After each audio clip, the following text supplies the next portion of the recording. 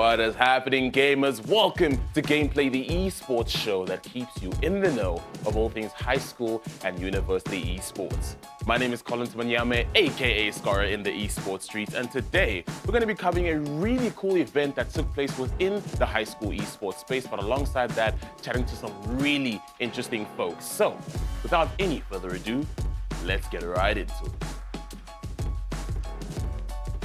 So recently, we had a derby day take place at Curo's Gymnasium, where we saw Grey College take on PRG across various gaming titles. Let's take a look at that action and see how it unfolds.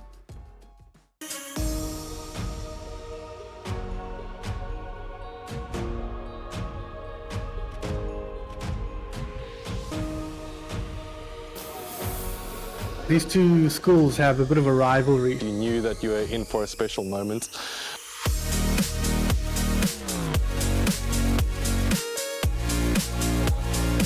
If you've ever sat alongside your mates playing in that live environment, you know how fun that is. There's a lot of tension when you're playing in front of the other school's crowd.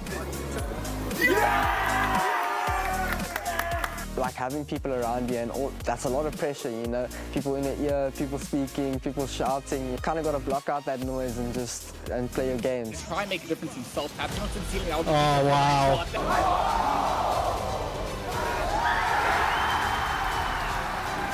A 50 from Peter, so well controlled, slant right back on his ball. Ooh, wow. Going to be reached by anyone from Grey College off the back.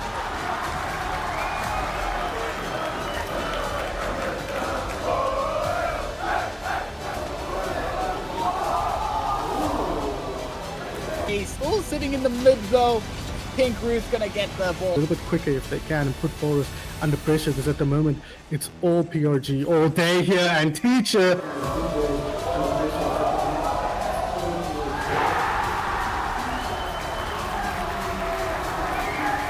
Man, I wish I was in high school and people were cheering for gamers. When I was at high school and you saw a gamer, you're like, okay, this is the weird kid.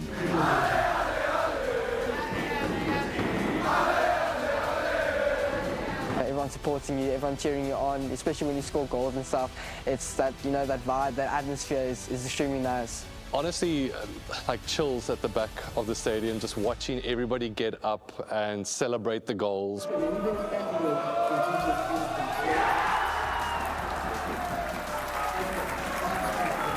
You know, something could happen. Anything is possible when teacher's in control here. Burbs doesn't quite get that touch.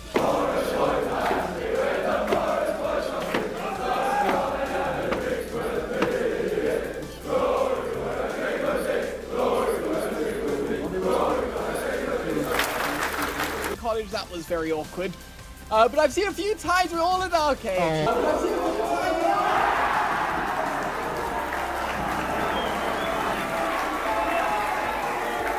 It's exactly what we've wanted to see a lot more of in terms of the esports space. This culture, this audience being able to get together, and I think this was just a standout moment. The energy was amazing from Paul Rowe's side, where they just hyped everybody up.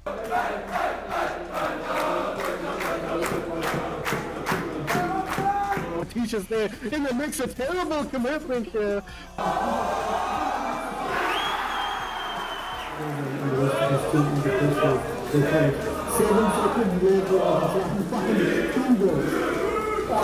time is not going to be on there, and Duffy, they're going to try to keep it up.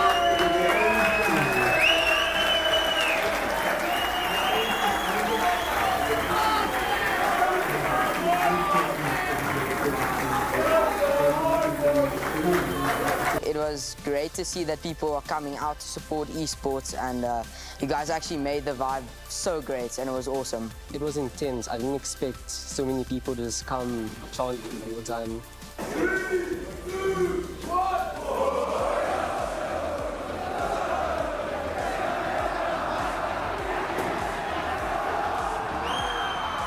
This is the now of esports, but it's also the future of esports in terms of this country, and it's one hell of an exciting place to be in.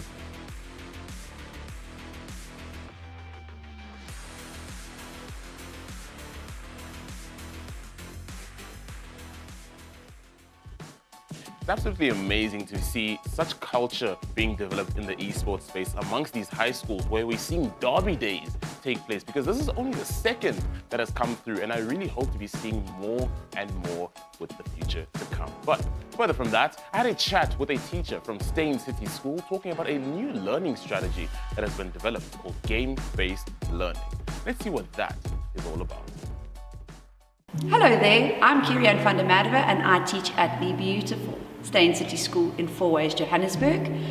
I am the Chief of Classroom Curiosity and #1 Minecraft education fan. I'm just as busy as the children, and every day is a new opportunity to learn something new.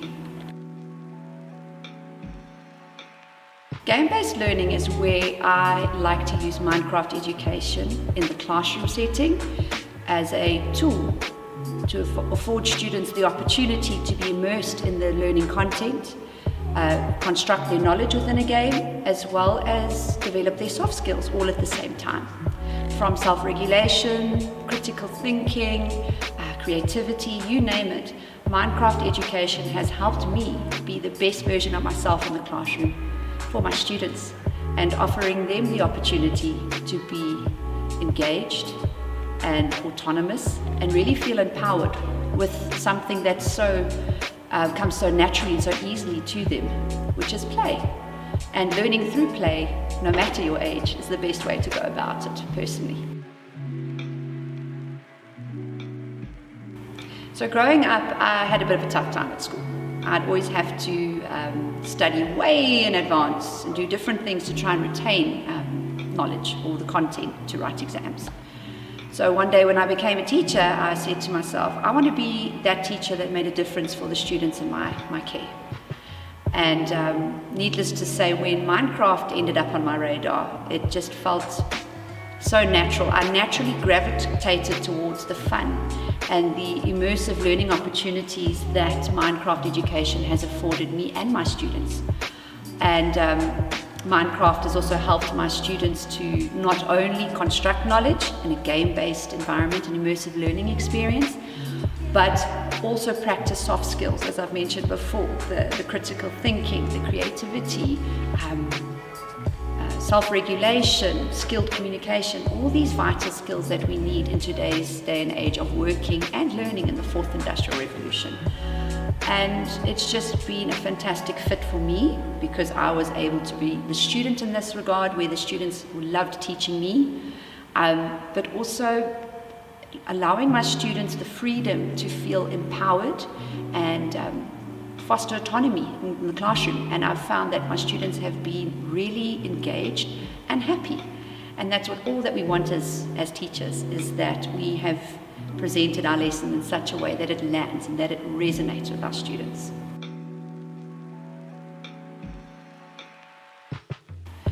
If I had to summarize it in 3 main points, the first one would be obviously a very happy, engaged and inclusive classroom where all my students feel happy and confident in learning and being together. The second one would have to be where it's an environment that allows for students to feel empowered and confident enough to take ownership of their learning, as well as feel confident enough to extend the learning experiences, push themselves a little bit further and learn a bit more, which has been incredible to watch. And then the last thing for me would be the results, is that, as we like to say here at Stain City School, happy children learn, and the academic results overall, and seeing my students feeling so happy about their results, as well as my best line of all times, I did this by myself. And that, as a teacher, that's all you want to hear, right? Feeling happy about what a student, how they feel about what they've done for themselves. It's really inspiring.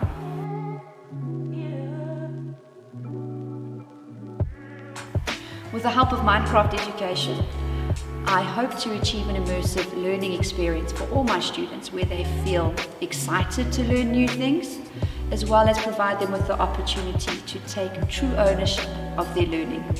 Thank you for having us, Curo and team, and we hope to see you around soon.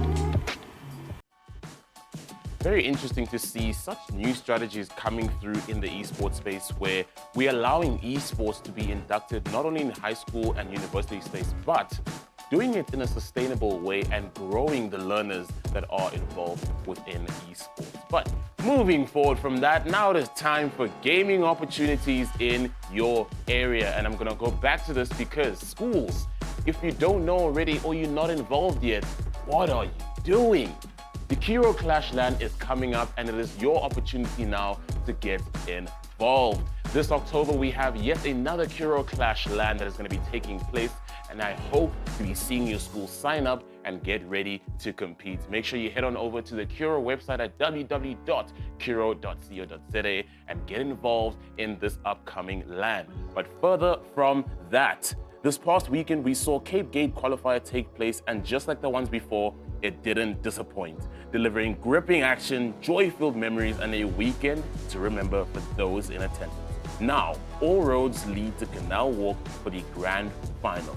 Gear up as we'll have 200,000 Rand worth of prizes up for grabs, and I'll be reminding you every single week as you get closer to the time so you don't forget and don't miss out. So I hope to be seeing you guys at Canal Walk come time of the Shift Grand Final. So with AGC coming to an end, it's time for a bit of a break. All of the leagues have concluded, unfortunately, but that doesn't mean you can't keep up with some off-season action from various schools still active. Follow Curo at twitch.tv/Curo eSports or ACGL at twitch.tv/African eSports to keep up to date with some off-season action. And stay tuned on this show as I'll be sharing where you can watch any more action from the high school and university esports space outside of what has been mentioned. Because as mentioned, even though we are on off season, there is still more action for you to enjoy. It's about that time to take a breather, take a short break, plug in those controllers. But on the other side of this, I have my interview with a member from Sassia, and I'm very excited to get into this one. See you on the other side.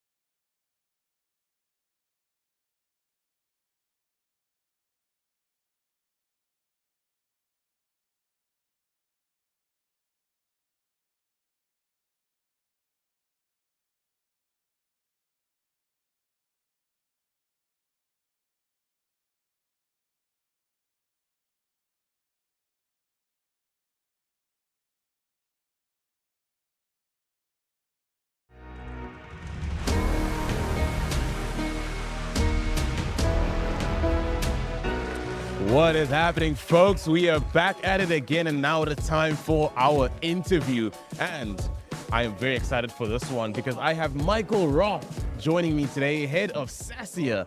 How are you doing today, good sir? Hi, good afternoon. Oh, how are you doing? I hope you're feeling good. It's a bit chilly, but... Very chilly and very rainy, but you know, it's how it goes in Cape Town sometimes. Awesome stuff. So basically, you're the head of esports at Parklands College. You're also the head of Sassia. I am. And what exactly is Sassia? Because this is actually one of the first times I've been hearing of it. So just give us a brief explanation of what it stands for and what it is. Yeah, so SASI stands for the South African Schools Esports Association. Oh, okay. So like a governing body, basically. Kind of like that, yes. Okay. You know, a lot of the schools used to play in the Telkom HSCL. Okay, yeah. And it was run. No, excuse me. They used to play a lot in the Mindsport South Africa leagues, and they just felt that some of the leagues weren't quite tailored to what the schools needed, which is, you know, unfortunately how it goes in the real world. Yeah. And the SASI was formed in 2016. So it's been some time. It's been some been time. around, yeah. I'm the second chairman of the committee, we've just gone from strength to strength since then. Schools they've become affiliated with us. We help their teachers create esports teams for the relevant leagues, so the Telkom HSCL as well as ACGL. Okay. We help them coordinate their learners, their teams. ACGL does a lot of really good work with the schools and their teachers, getting them going. We do a lot of direction with the schools as well to just sort of push them in the right direction. And we've been going from strength to strength. We started a few years ago with about 20 odd schools. We're now... Okay. We've now been in conversation with Curo schools as well. We're looking forward to having them on board as well, and we should be pushing about 180 odd schools.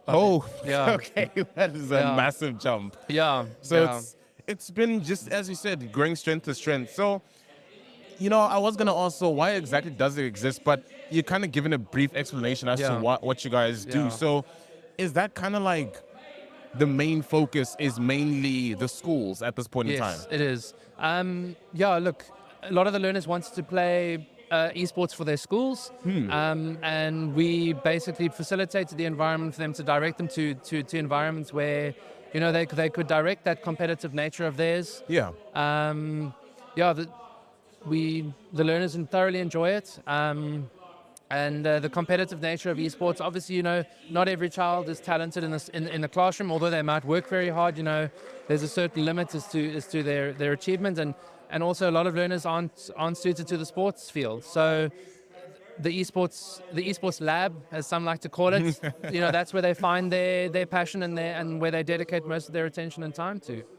And the leagues provide the perfect facility for that. I mean, ACGL and the Telkom HSCL have done fantastic job in creating a safe competitive environment. Yeah, that's the most important thing. You know, right? a lot of the learners, a lot of the parents specifically want us to protect their children, and we do.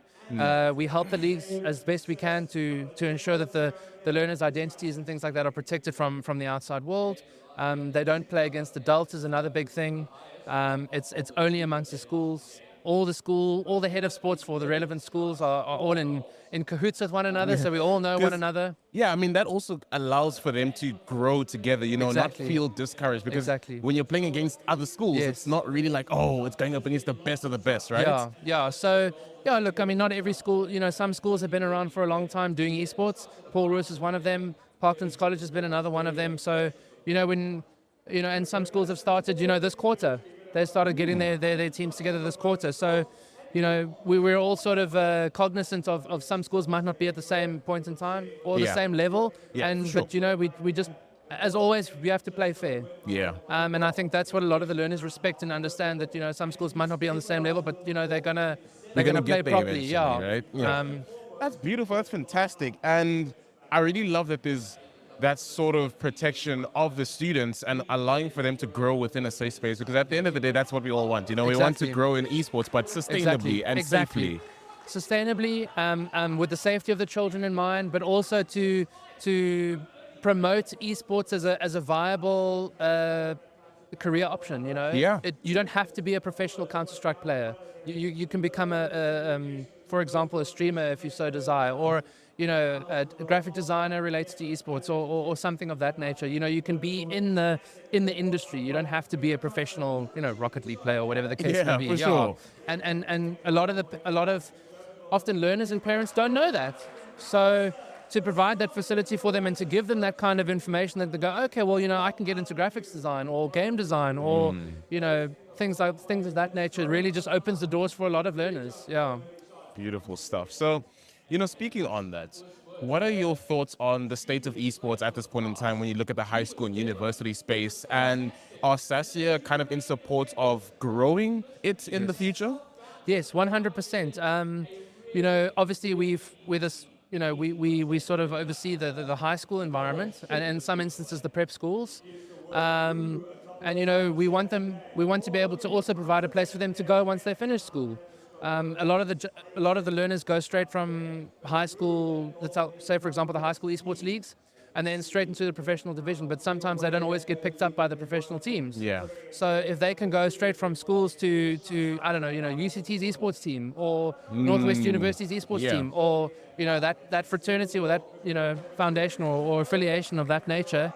That's fantastic. We provide them a path for them to go. So 100%, developing and growing the esports, specifically the structures as well, so that it's not so difficult to find the right passage or the right path for them to go. So I know UCT has an esports program. I know Northwest University has an esports program, and they're actively headhunting players to go to those institutions to play esports as a viable sport at those institutions. So 100%, we're developing the structures every day. We're chatting with the relevant, I wouldn't say powers that be, but yeah, they hold massive sway in the industry to get them going and to get these learners in the right places and with the right mentorship and things like that, so that they can pursue the dreams that they have in the industry. Yeah, because in a sense, do you think that kind of now gives it more motivation, especially if you're a parent, right, and you want to let your child get involved in esports? Yeah. Do you think these processes are what might sort of maybe encourage them to be like, maybe this is good because there's maybe a system in place? Absolutely. So a lot of the parents, at least at my school, have come to me and said, Mr. Roth or Michael, Timmy wants to do a professional Rocket League player, and they'll say, well, what are the chances? Like, what are the odds? And look, I am honest with them. It's very tough. It is. It is very tough. But that doesn't mean you can't play, regional esports or, Western Province esports or something of that nature. So to provide that sort of peace of mind for a parent, and that sort of sense of security for a learner that they're going to school and they're actually able to do something that they thoroughly enjoy themselves. And it provides also peace of mind for the parents that, my child is not actually, as they say, wasting time in inverted commas. Yeah. Because a lot of people seem to think that esports is a waste of time, and it's not always necessarily the case. Look, there's loads of papers out there done by researchers all over the world that say, hand-eye coordination, critical thinking, communication skills, all those things come out on the esports, in an esports environment, or in an esports title like Counter-Strike, Rocket League, FIFA, Fortnite, all those things. Yeah. So it does definitely provide a peace of mind for the parents as well. Yeah. It's fantastic. So can we be expecting to see SASIA growing more, strength to strength once more, especially with how we have sort of been, slowly but surely gaining a lot of growth within the high school and university space? Yes, I believe so. 100%. SASI will grow. It is growing. We're chatting with the relevant parties all the time about how we can direct young people to esports titles and get them doing, something that they enjoy and they want to play and do with their friends. A lot of players. I wasn't a rugby player. I didn't particularly like playing rugby because I was always afraid of getting hurt, and I think that's a big concern for a lot of parents as well. In any sport you can get hurt. So to now provide an alternative that is relatively speaking safer, then by all means, I think more and more people will come out of their box and commit to something like this. Yeah. So most certainly, SATSI will grow in the future. We have some targets to get overseas in the next few years, just to spread intercontinental leagues and things like that. That's in the pipeline. It is a bit far down the pipeline at the moment. We want to make sure that our home base in South Africa is strong, and that we have structures that can prove to other organizations across the world that this is a structure that works for us. Yeah. And we can prove that we've had players come from perhaps even senior preps, maybe grade 5 or grade 6, go all the way through the high school system, go to the university level, play provincial esports or things like that, and get into the relevant teams. Yeah. Oh, that's fantastic. Yeah. And I'm so excited for all of that. So excited Great. to see all those plans. Super. But ladies and gentlemen, that has been the episode for today. Thank you so much for joining us. It has been an absolute pleasure. We'll catch you next time, next week, same time, same place. I've been Curo. This has been Gameplay, and we'll catch you in the next one. GG's and take care, gamers.